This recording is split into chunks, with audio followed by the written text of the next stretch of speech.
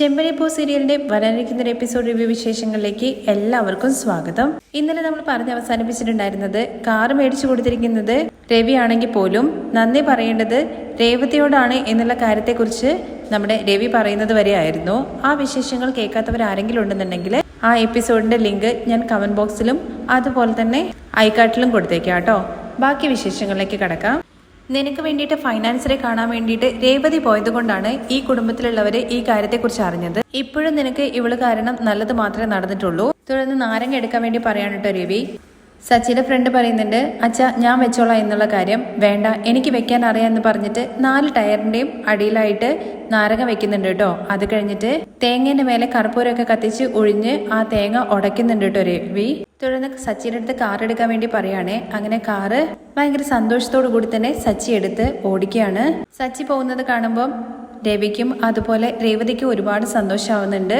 തുടർന്ന് സച്ചിയുടെ ഫ്രണ്ട്, അച്ഛ രേവതി ഞാൻ പോയിട്ട് വരാം എന്ന് പറഞ്ഞിട്ട് അവിടുന്ന് പോവുകയാണേ. കാറിൽ നമ്മുടെ സച്ചി പോകുന്ന കണ്ടിട്ട് ശ്രുതി ഇങ്ങനെ നോക്കി നിൽക്കുകയാണേ.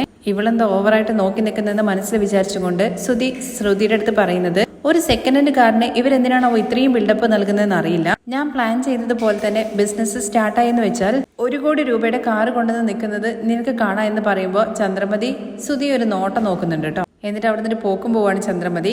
അപ്പോഴേക്ക് ശ്രുതി എന്തോ പോലെ ആവുന്നുണ്ടേ. വാ ശ്രുതി നമുക്ക് ഉള്ളിലേക്ക് പോവാന്ന് പറഞ്ഞിട്ട് ശ്രുതിയെ സോപ്പിട്ട് ഇങ്ങനെ പോവാണേ. അത് കഴിഞ്ഞ് രേവതി റൂമിലിരുന്ന് തുണി മടക്കിക്കൊണ്ടിരിക്കുകയാണ്. അമ്മയുടെ അടുത്ത് ഫോണിൽ സംസാരിക്കുന്നുണ്ട് കേട്ടോ. അച്ഛൻ കാറ് തിരികെ മേടിച്ചു കൊടുത്തു. അതേ കാറ് തന്നെ പോയി ചോദിച്ചു മേടിച്ചു. എന്റെ കൈ കൊണ്ട് ചാവി കൊടുക്കാൻ വേണ്ടി പറഞ്ഞു. അപ്പൊ അങ്ങോട്ട് സച്ചി വരുന്നുണ്ടേ. രേവതി സംസാരിക്കുന്നത് കേൾക്കുമ്പോ ആ വാതിക്ക് തന്നെ നിൽക്കുകയാണേ. പാവ സച്ചിയേട്ടൻ കാറില്ലാണ്ട് ഒരുപാട് കഷ്ടപ്പെട്ടു അമ്മ. ആരുടെങ്കിലൊക്കെ വായിലിരിക്കുന്നത് കേട്ടിട്ട് സച്ചിയേട്ടന് ഇഷ്ടപ്പെടാത്ത ജോലിയൊന്നും ചെയ്യണ്ട. കാറ് വന്നതിന് ശേഷമാണ് സച്ചിയേട്ടനും സന്തോഷമായിട്ടിരിക്കുന്നത്. എല്ലാ പ്രശ്നങ്ങൾക്ക് ശേഷം ഇപ്പോഴാണ് ഒന്ന് എല്ലാം ഒതുങ്ങി സമാധാനമായിട്ടിരിക്കുന്നത്. ശരി അമ്മേ, ഞാൻ അത് പറയാൻ വേണ്ടിയിട്ട് അമ്മേനെ വിളിച്ചത്. എനിക്ക് ജോലിയുണ്ട്, പിന്നെ വിളിക്കാം എന്ന് പറഞ്ഞിട്ട് ഫോൺ വെക്കുകയാണ്. ഇതെല്ലാം സച്ചി കേൾക്കുന്നുണ്ട് കേട്ടോ. ഫോൺ വെച്ചതിന് ശേഷമാണ് സച്ചി ഉള്ളിലേക്ക് കയറി വരുന്നത്. സച്ചി വന്നിട്ട് രേവതിയുടെ അടുത്ത് എന്തൊക്കെയോ സംസാരിക്കാനുണ്ട് കേട്ടോ. പക്ഷേ സംസാരിക്കാൻ ഒരു മടി പോലെ. കാരണം ഇത്രയും ദിവസം രേവതിയെ തെറി വിളിച്ചുകൊണ്ട് നടക്കുമായിരുന്നല്ലോ. പിന്നെ ദേഷ്യപ്പെട്ടൊക്കെയാണല്ലോ. അതുകൊണ്ട് അങ്ങനെ കണ്ണാടിന് മുമ്പിൽ വന്നിട്ട് മുടി ചീകുന്ന പോലെയൊക്കെ കാണിക്കുന്നുണ്ട് കേട്ടോ. അങ്ങനെ സച്ചി കുറെ നേരം അങ്ങോട്ടും ഇങ്ങോട്ടൊക്കെ നടക്കുന്നുണ്ട്. സച്ചി വന്നത് രേവതി കാണുന്നുണ്ട്. പക്ഷെ രേവതി തുണി മടക്കിക്കൊണ്ടിരിക്കുകയാണ്. അത് ഇങ്ങനെ ചെയ്തുകൊണ്ടിരിക്കുന്നുണ്ട്. അത് എന്ന് പറയുമ്പോൾ എന്താന്ന് അല്ല, എന്നെ വിളിച്ച പോലെ തോന്നി, അതൊന്നുമില്ല. അങ്ങനെ സച്ചി ഐഡിയ മാറ്റാണ് കേട്ടോ. പേഴ്സ് ഇവിടെ എങ്ങാനാണല്ലോ ഞാൻ വെച്ചത്. എന്നിട്ട് രേവതി മടക്കി വെച്ചിരിക്കുന്ന തുണിയൊക്കെ എടുത്ത് മാറ്റുകയാണ് കേട്ടോ. ഈ മടക്കി വെച്ച തുണികൾ എന്തിനാ നിങ്ങളെടുത്ത് എറിയുന്നത്? പേഴ്സ് വെച്ചത് കാണുന്നില്ല. ഒരുപക്ഷെ നീ അതിന്റെ മേലെ കയറി ഇരിക്കുന്നുണ്ടാവും. ഞാൻ ഒന്നിന്റെ മേലെയല്ല ഇരിക്കുന്നത്, നോക്കിക്കോ എന്ന് പറഞ്ഞിട്ട് എണീറ്റ് കാണിച്ചു കൊടുക്കാണേ.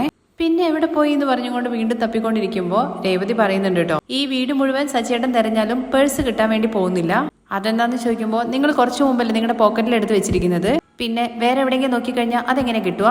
അങ്ങനെ പോക്കറ്റ് തൊട്ട് നോക്കിയിട്ട് അതെ ഉണ്ട്. അങ്ങനെ കുറച്ച് നടക്കുന്നുണ്ട്. അത് കഴിഞ്ഞ് വീണ്ടും തിരിച്ചു വരുമ്പോ, ഇനി എന്താ മറന്നത് നിങ്ങള്? കൈ കാണിക്കെന്ന് പറയുമ്പോ എന്തിനും ചോദിക്കുകയാണേ. കൈ കാണിക്കാനല്ലേ പറഞ്ഞത്? അങ്ങനെ 2 കൈ ഇങ്ങനെ നീട്ടുന്നുണ്ട്. ഞാനെന്താ നിനക്ക് വളയെന്തെങ്കിലും ഇടാൻ വേണ്ടി പോവാണോ? കൈ നീട്ട് എന്ന് പറയുമ്പോ ഷേക്ക് ഹാൻഡ് കൊടുക്കുന്നുണ്ട് കേട്ടോ. എന്നിട്ട് താങ്ക്സും പറയാണ്. ഇപ്പൊ എന്തിനാ നന്ദി പറഞ്ഞത്? പേഴ്സ് പോക്കറ്റിലുണ്ടെന്നുള്ള കാര്യം പറഞ്ഞതിനോ? അല്ല, അതിനല്ല. പിന്നെ എന്തിനാന്ന് ചോദിക്കുമ്പോ, നന്ദി പറഞ്ഞു കഴിഞ്ഞാൽ അത് മേടിക്കണം, അല്ലാതെ എന്താ ഇതെന്നൊന്നും ചോദിക്കരുത്. അങ്ങനെ ചുമ്മാ കിട്ടുന്ന നന്ദിയൊന്നും ഞാൻ മേടിക്കില്ല. എന്തെങ്കിലും കാരണം ഉണ്ടെന്നുണ്ടെങ്കിൽ ഞാനത് നോക്കാം. അത് അച്ഛൻ പറഞ്ഞില്ലേ കാറ് തിരികെ കിട്ടിയതിന് നിന്നോടാ നന്ദി പറയേണ്ടതെന്ന്. ഓ, ഇതിനു വേണ്ടിയിട്ടാണോ കക്കാൻ വേണ്ടിയിട്ട് കുട്ടികൾ റൂമിൽ കയറുന്നത് പോലെ അങ്ങോട്ടും ഇങ്ങോട്ടും അലഞ്ഞു തിരിഞ്ഞ് നടന്നത്? എന്ത് ചെറിയ കുട്ടിയെന്നോ? അയ്യോ അല്ലല്ല, വലിയ ആളാണ്. അതും വലിയ ദേഷ്യക്കാരനല്ലേ. ഇവിടെ തേടി വന്നിട്ട് എന്നോട് നന്ദി പറഞ്ഞില്ലേ? താങ്ക്സ് സോറിയോ അത് എപ്പോഴാണ് പറയണമെന്ന് തോന്നുന്നത് അപ്പം പറയും. അത് വന്ന് പറഞ്ഞു, അത്രേ ഉള്ളൂ. ശരി, ഞാനും ദേഷ്യത്തിലായിരുന്നു. എന്ത് ചെയ്യാനാ? വണ്ടി പോയി. അച്ഛനാണെങ്കിൽ ഓപ്പറേഷൻ ചെയ്യേണ്ട അവസ്ഥയായി. എല്ലാം കൂടി ചേർന്നിട്ട് ഒരുമിച്ച് എന്റെ തലയിലേക്ക് വന്ന് മൂടി കഴിഞ്ഞു കഴിഞ്ഞാൽ പിന്നെ ഞാൻ എന്താ ചെയ്യാ? ഞാൻ എങ്ങനെ അതൊക്കെ താങ്ങുക? അതെന്താ നിങ്ങൾക്ക് താങ്ങാൻ വേണ്ടി പറ്റാത്തത്? നിങ്ങൾ കമലഹാസന്റെ പാട്ടൊക്കെ കേട്ടിട്ട് മനസ്സിനെ ഭയങ്കരമായിട്ട് കൺട്രോൾ ചെയ്യുന്ന ആളല്ലേ? അതെ, അതൊരങ്ങനെ ശരി തന്നെയാണ്. പാട്ട് കേൾക്കുന്ന സമയത്ത് മനസ്സിന് സമാധാനമൊക്കെ തന്നെ ആയിരിക്കും. പിന്നെന്താന്ന് ചോദിക്കേണ്ട രേവതി. എന്നാലും ഒരു മനുഷ്യനെന്ന രീതിയിൽ താങ്ങുന്നതിനൊക്കെ ഒരു കണക്കില്ലേ? 4 ഭാഗത്ത് കൂടി വണ്ടി വന്നു കഴിഞ്ഞ് കഴിഞ്ഞാല് നടുക്ക് നിൽക്കുന്ന ആള് അവിടെ തന്നെ നിൽക്കും. അങ്ങനെ തിരിയുന്നിടത്തൊക്കെ പ്രശ്നം വന്നു കഴിഞ്ഞാൽ പിന്നെ ഞാൻ എന്ത് ചെയ്യും?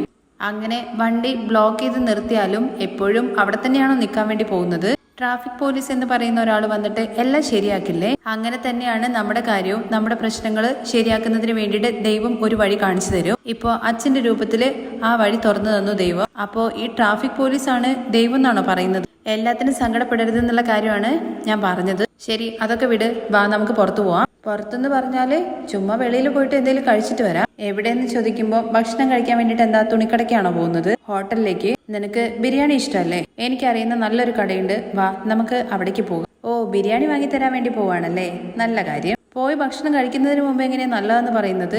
ആളെ ഇഷ്ടപ്പെട്ടിട്ടില്ല എന്നുണ്ടെങ്കിൽ നിങ്ങള് വായിക്ക് തോന്നുന്നതൊക്കെ വിളിച്ച് പറയും. നിങ്ങളുടെ വായിക്ക് പൂട്ടിടാൻ പറ്റില്ലല്ലോ. അപ്പം ഹോട്ടലിൽ കൊണ്ടുപോയിട്ട് ഭക്ഷണം മേടിച്ചു തരും. ഇതൊരു ശീലമായില്ലേ? ഭാര്യ എന്ന് വിചാരിച്ചു കഴിഞ്ഞാൽ ബിരിയാണിക്ക് നുണയുള്ള ആളെന്നാണ് വിചാരിച്ചിരിക്കുന്നത്. അത് വാങ്ങിത്തരാ എന്ന് പറയുന്നത് കേട്ട് കഴിഞ്ഞാൽ ഉടനെ തന്നെ നായ്ക്കുട്ടിയെ പോലെ നിങ്ങളുടെ പിന്നാലെ വരണം അല്ലേ? ഞാൻ എപ്പോഴും അങ്ങനെയൊക്കെ പറഞ്ഞത്? നീ പുതിയത് ഓരോന്ന് പറഞ്ഞിട്ട് വെറുതെ പ്രശ്നം ഉണ്ടാക്കല്ലേ? എന്തോ പുറത്ത് പോണെന്ന് തോന്നി, അതാണ്. പോയിട്ട് വരാം, വാ. ഇങ്ങനത്തെ കാര്യമൊന്നും എനിക്ക് കേൾക്കണ്ട, എന്നെ വിട്ടേക്ക്. ഇന്ന് പുറത്ത് കൂട്ടിക്കൊണ്ടു പോകും. എന്നോട് സ്നേഹത്തിലാണെന്ന് കരുതിയിട്ട് ഞാൻ ചിരിച്ച് സംസാരിച്ചു കഴിഞ്ഞാൽ നാളെ എന്നെ വേറെ എന്തെങ്കിലും പറഞ്ഞിട്ട് ചീത്ത പറയും. ഞാൻ എന്തിനാ ആവശ്യമില്ലാതെ റിസ്ക് എടുക്കുന്നത്? ഞാൻ നിന്നെ തെറി വിളിക്കൊന്നുമില്ല, നീ കൂടുതൽ ഓവറാക്കൊന്നും വേണ്ട, വാ പോവാന്ന് പറയുമ്പോ അതല്ലേ പറഞ്ഞത് വരുന്നില്ല എന്ന്. ഞാൻ കുറെ നേരമല്ലേ നിന്നെ വിളിക്കുന്നത്? ഭർത്താവ് പറഞ്ഞ നീ അനുസരിക്കില്ലേ? ഓ, അങ്ങനെയാണല്ലേ? നിങ്ങൾ എന്റെ ഭർത്താവാണല്ലോ അല്ലേ? മറന്നുപോയി. നിങ്ങളല്ലേ എന്നോട് പറഞ്ഞത് നമ്മൾ രണ്ടുപേർക്കും ഒരു ബന്ധമില്ല, നീ നിന്റെ ജോലി നോക്കിയിട്ട് ഒരു മൂലക്കിലിരിക്കാൻ വേണ്ടിയിട്ട്? അതുകൊണ്ടാ ചോദിച്ചേ. ഇപ്പൊ എന്താ ഞാൻ നിന്നെ വാ എന്ന് പറഞ്ഞിട്ട് കെഞ്ചി വിളിക്കണോ? അങ്ങനെ കെഞ്ചിയാലും തെറ്റൊന്നുമില്ല. എങ്കിലും നിങ്ങള് എന്റെ മുമ്പിൽ കെഞ്ചൊന്നും വേണ്ട, ഞാൻ വരാം. എന്നാ ഹോട്ടലിൽ പോകുന്നതിന് മുന്നേ വേറൊരിടത്തേക്ക് പോകണം. അങ്ങോട്ട് കൂട്ടിക്കൊണ്ടു പോയെങ്കിൽ ഞാൻ വരാം.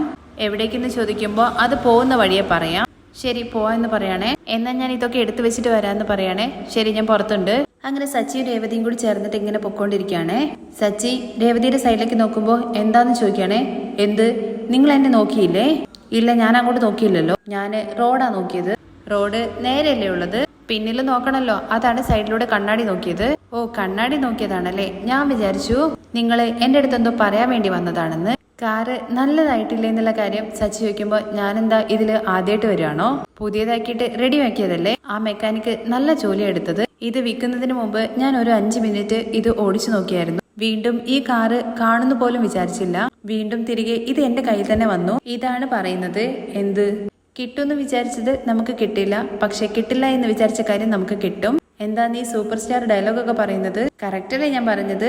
നമുക്കെന്നുള്ളത് നമുക്ക് നമ്മുടെ അടുത്തേക്ക് തേടി വരും. ഈ കാറ് എപ്പോഴും സച്ചിയേട്ടന്റെ കയ്യിലിരിക്കണോ എന്നാണ് എഴുതി വെച്ചിരിക്കുന്നത്. ശരിയാണ്, ചില കാര്യങ്ങൾ നമ്മളെ വിട്ടു പോകാതെ നമ്മുടെ കൂടെ തന്നെ ഒട്ടിയിരിക്കും. കാറിനെ കുറിച്ച് പറയുന്നത് പോലെ ഇല്ലല്ലോ. ഞാൻ കാറിനെ കുറിച്ച് തന്നെയാ പറഞ്ഞത്. ആദ്യം നീ പറ എങ്ങോട്ടാ പോണ്ടേ എന്നുള്ള കാര്യം. നേരെ പോയിക്കൊണ്ടിരിക്കില്ലേ എന്നുള്ള കാര്യം ചോദിക്കുമ്പോ നിങ്ങൾ സംസാരിക്കാതെ ഓടിക്ക്. ഞാന് പറയാം എങ്ങോട്ടാ പോണെന്ന് അറിയാതെ ഞാൻ എങ്ങോട്ടാ ഓട്ടുന്നത്. ലെഫ്റ്റിന് പോണോ റൈറ്റിന് പോണോ നേരെ പോണോ എന്നുള്ള കാര്യം നീ പറയണം. നീ മിണ്ടാതിരുന്ന അതിന്റെ അർത്ഥം എന്താ? ഞാൻ എന്തെങ്കിലും പറയുന്നത് വരെ നിങ്ങൾ നേരെ തന്നെ പോണെന്നാണ് അർത്ഥം. ഇങ്ങനെ നേരെ പോയി കഴിഞ്ഞ് കഴിഞ്ഞാലേ ഒരു ഏരിയ വരും, അപ്പോൾ അവിടെ വണ്ടി നിർത്തണോ?